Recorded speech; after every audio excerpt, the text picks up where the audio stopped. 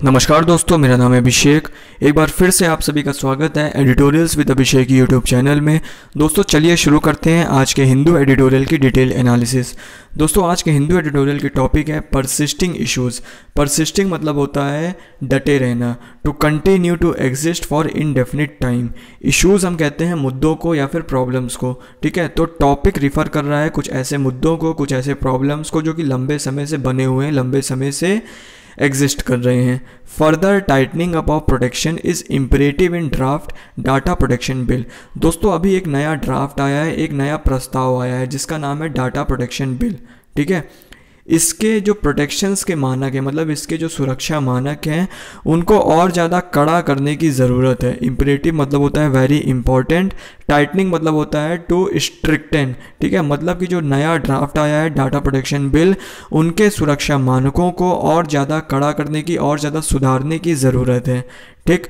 A new draft of the much awaited data protection bill.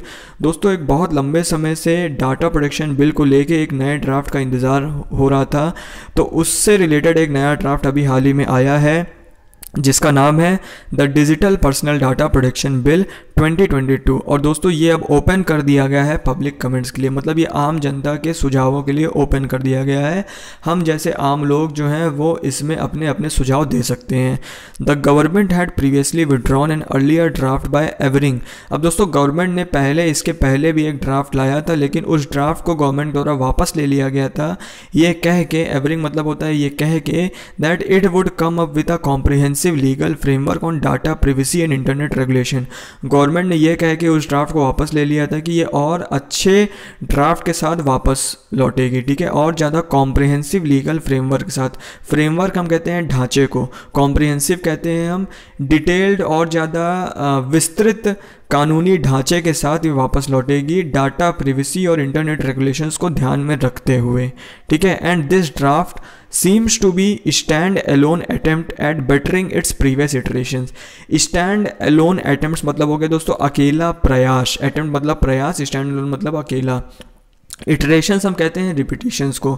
मतलब दोस्तों actually में हुआ क्या था, गवर्नमेंट ने 2018, 2019 और 2021 को पहले भी कुछ ड्राफ्ट्स लाए थे, लेकिन कभी पैंडेमिक के चलते या फिर कभी बहुत ज़्यादा कॉम्प्लेक्शंस के चलते दोस्तों गवर्नमेंट ने उन ड्राफ्ट्स को वापस ले लिया था।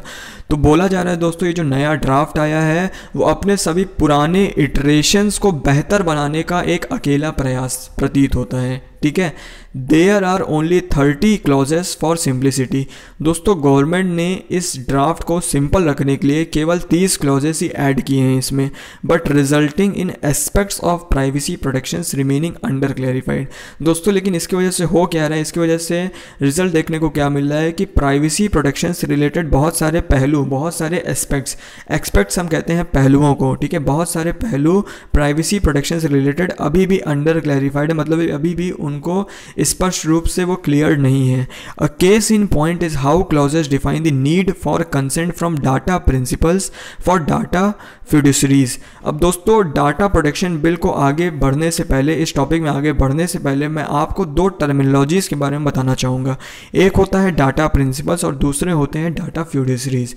अब दोस्तों डाटा प्रिंसिपल वो लोग होते हैं जो इंटरनेट का उपयोग करते हैं, ये आप हो सकते हैं, ये मैं हो सकता हूँ, जो डाटा जनरेट करते हैं, जो अपने डाटा को अपलोड करते हैं इंटरनेट में, और जिनके डाटा को बड़ी बड़ी कंपनीज जैसे कि फेसबुक हो गई, इंस्टाग्राम हो गई, ये सभी जो हैं ये अपने पास स्टोर कर लेती हैं, ठीक है। तो जो स्टोर करते हैं उनको हम लोग डाटा फिड्यूसरीज कहते हैं, और जो अपने डाटा को प्रोवाइड करते हैं मतलब हम लोग डाटा प्रिंसिपल्स हैं। अब दोस्तों डाटा फिड्यूसरीज कंपनी हो सकती हैं, पर्सन हो सकते हैं, कोई फर्म हो सकता है, खुद सरकार हो सकती है, ये सब हमारे डाटा को स्टोर कर लेते हैं और बाद में उस डाटा को प्रोसेस करते हैं, एक्सेस करते हैं, ठीक है।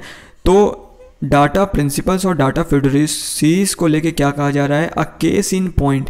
केस इन पॉइंट मतलब होता है उदाहरण के लिए, is how clauses define the need for consent. Consent मतलब होता है अनुमति लेना, from data principals for data fiduciaries. मतलब कि इस नए ड्राफ्ट में इस जो नया ड्राफ्ट आया है गवर्नमेंट के, उसमें इस बारे में बिल्कुल उल्लेखनीय नहीं है कि कैसे डाटा फिड्यूसरीज जो हैं, जो ये बड़ी बड़ी कंपनियां हैं, ये हम जैसे डाटा प्रिंसिपल से हम जैसे आम लोगों से कंसेंट लेके हमारे डाटा को प्रोसेस करेंगे। कंसेंट मतलब हम जैसे लोगों से अनुमति लेके हमारे डाटा को प्रोसेस करेंगे। Now a notice is to be provided for the consent of the data principal. अब दोस्तों इस नए ड्राफ्ट में क्या कुछ नए प्रावधान आए, उसमें एक पहला प्रावधान ये है कि जब भी डाटा प्रिंसिपल्स के डाटा को यूज़ किया जाएगा, जब भी हम जैसे लोगों के डाटा को यूज़ किया जाएगा, तो ये बड़ी बड़े जो डाटा फिड्यूसरीज हैं इनको हमसे कंसेंट लेनी पड़ेगी, इनको हमसे अनुमति लेनी पड़ेगी और हमको नोटिस देना पड़ेगा, हमको नोटिस में बताना पड़ेगा।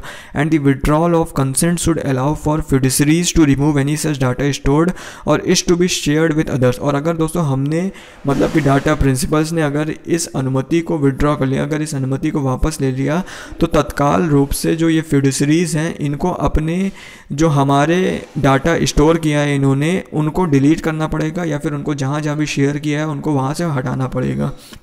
The new draft, unlike the 2018 version, does not refer to key data protection principles। अब दोस्तों 2018 में पहले भी एक डाटा ड्राफ्ट आ चुका है, तो उससे विपरीत ये जो नया ड्राफ्ट आया है इसमें कुछ की डाटा प्रिंसिपल्स इंक्लूड नहीं किए गए हैं, सच एज कलेक्शन लिमिटेशन, मतलब कि कितनी हद तक डाटा को कलेक्ट किया जा सकता है, इसमें कोई लिमिटेशंस बारे में नहीं बताया गया है।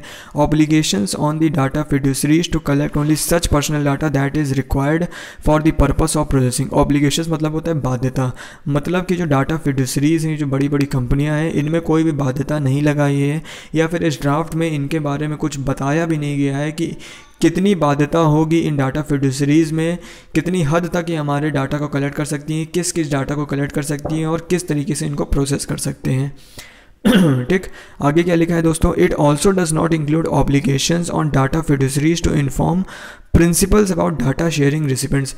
मतलब इसमें कुछ ऐसे मानकों के बारे में भी, कुछ ऐसे बाध्यताओं के बारे में नहीं बताया गया है जिससे कि ये डाटा फिड्यूसरीज जो हैं वो डाटा प्रिंसिपल्स को ये बताएं कि हम आपके डाटा को कहाँ कहाँ शेयर कर रहे हैं, आपके डाटा के कौन कौन रेसिपिएंट्स हैं, मतलब आपके डाटा को कहाँ कहाँ शेयर किया जा रहा है। ठीक, thus the comprehensive protection of to data principals in the form of information provided on their personal data and processing by data fiduciaries is now missing. मतलब जो हमको एक ओवरऑल प्रोटेक्शन मिलना चाहिए, जो हम जैसे आम लोगों को, हम जैसे डाटा प्रिंसिपल्स को जो कि डाटा अपना अपलोड करते हैं, उनको जो प्रोटेक्शन मिलना चाहिए कि हमको पता होना चाहिए हमारा डाटा कहाँ स्टोर हो रहा है, कौन इसको एक्सेस कर रहा है, कौन इसको प्रोसेस कर रहा है, किस एक्सटेंट तक हमारा डाटा इन लोग ले चुके हैं। ये जो ओवरऑल प्रोटेक्शन है वो अभी भी कहीं मिसिंग है, अभी भी ये कहीं छुपी हुई है। It does however include a crucial clause. लेकिन जो दोस्तों जो नया जो ड्राफ्ट आया है इसमें एक बहुत ही इंपॉर्टेंट क्लॉज मेंशन्ड है on in fiduciaries notifying principals and the data protection authority about breaches in store data. मतलब कि अगर हमारी डाटा किसी भी तरीके से इसको हानि होती है या फिर हमारा डाटा किसी भी तरीके से कोई थर्ड पार्टी एक्सेस करती है, तो इन डाटा फिड्यूसरीज को इस चीज़ को हमको नहीं तो अथॉरिटीज़ को ये नोटिफाई करना पड़ेगा, उनको बताना पड़ेगा कि हमारा डाटा जो है वो रॉन्ग तरीके से कोई एक्सेस कर रहा है। ठीक है, the new draft proposes the establishment of data protection board of India. अब दोस्तों जो नया ड्राफ्ट आया है इसमें एक ऐसा प्रस्ताव भी दिया गया है कि सरकार एक बोर्ड ऑफ मेंबर्स को सेटअप करेगी जिसका नाम होगा data protection board of India, whose strength and composition, the process of selection, जिसका कितनी ताकत दी जाएगी इस बोर्ड ऑफ मेंबर्स को, कंपोजिशन क्या होगी और किस तरीके से इनको सिलेक्ट किया जाएगा इनके मेंबर्स को, ये सभी अभी आम लोगों से छुपे हुए हैं। Will be prescribed by the union government, और दोस्तों ये केवल यूनियन गवर्नमेंट ही डिसाइड करेगी। As with the earlier versions this diverges from the Shri Krishna committee draft. अगर दोस्तों अर्लियर जो वर्जन्स आए थे, अब क्योंकि दोस्तों आपको एक और चीज़ बता देता हूँ कि ये जो डाटा प्रोटेक्शन बिल नया आया है ये 4th वर्जन है। ठीक है, तो इसके पहले भी 3 वर्जन्स आ चुके हैं। तो जो अर्लियर वर्जन्स हैं जिसमें कि दोस्तों एक वर्जन था जिसमें श्री कृष्णा कमेटी के द्वारा ड्राफ्ट लाया गया था, which allowed for judicial oversight in the selection process of the data protection authority, जिसमें यह कहा गया था कि दोस्तों जब बोर्ड ऑफ मेंबर्स का गठन होगा तो उसमें जो ओवरसाइट कौन करेगा, जुडिशियल ओवरसाइट होगा, मतलब कोर्ट्स वगैरह के द्वारा वो डिसाइड किया जाएगा कि कैसे इनका कंपोजिशन होगा, कैसे इनके मेंबर्स को सिलेक्ट किया जाएगा। ठीक है, तो जो नया ड्राफ्ट है इसके जो मानक हैं वो पिछले वाले मानक से बिल्कुल भिन्न है। It is a concern that proposed board will not have sufficient independence from the union government. अब दोस्तों ये भी एक चिंता का विषय है, क्योंकि दोस्तों डायरेक्टली यूनियन गवर्नमेंट ही इन मेंबर्स को नियुक्त कर रही है। तो क्या ये मेंबर्स, क्या ये बोर्ड ऑफ मेंबर्स जो होंगे वो यूनियन गवर्नमेंट से इंडिपेंडेंट होंगे? क्या ये अपने डिसीजंस खुद ले पाएंगे? क्या ये पूरी तरीके से अफेक्टेड नहीं होंगे? तो ये अभी भी एक चिंता का विषय है। The state is also a data fiduciary. अब दोस्तों स्टेट जो है वो भी एक डाटा फिड्यूसरी है, मतलब वो भी डाटा को कलेक्ट करना चाहती है, which collects vast amounts of individual data. और दोस्तों हमारे बहुत सारे डाटा को इन लोग कलेक्ट करते हैं। The 2018 bill allowed for exemptions to be granted to state institutions from acquiring informed consent from data principals और to process their data in the case of matters related only to security of the state. अब दोस्तों 2018 में जो bill pass हुआ था, जो bill एक आया था, पास नहीं हुआ था, जो एक बिल अनाउंस किया गया था जिसमें छूट दी गई थी कि स्टेट इंस्टीट्यूशंस जो है, जो सरकारी संस्थाएं हैं, वो कुछ डाटा हमारी एक्सेस कर सकती हैं अगर बात आती है सिक्योरिटी की। अगर बात आती है सिक्योरिटी की, देश के सिक्योरिटी की बात आती है, तो हमको इन्फॉर्म करके या फिर हमको बिना इन्फॉर्म करे हुए बिना भी वो हमारे डाटा को एक्सेस कर सकते हैं। तो इस बात की छूट दी गई थी 2018 के बिल में। And also called for a law to provide for a parliamentary oversight and judicial approval of non consensual access to personal data.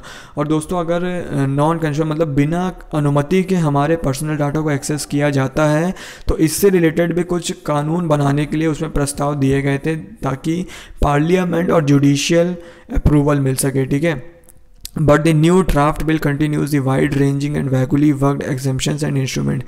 vaguely मतलब होता है unclear, लेकिन दोस्तों ये जो नया ड्राफ्ट आया है, जो नया बिल आया है, इसमें बहुत सारे ऐसे वर्ड्स हैं, बहुत सारे ऐसे क्लॉज हैं जो कि vaguely explained है, मतलब कि जिनको अच्छे तरीके से एक्सप्लेन तक नहीं किया गया है, जिनको जो बहुत बुरी तरीके से अनक्लियर है, मतलब जो अभी स्पष्ट रूप से नहीं स्पष्ट हैं।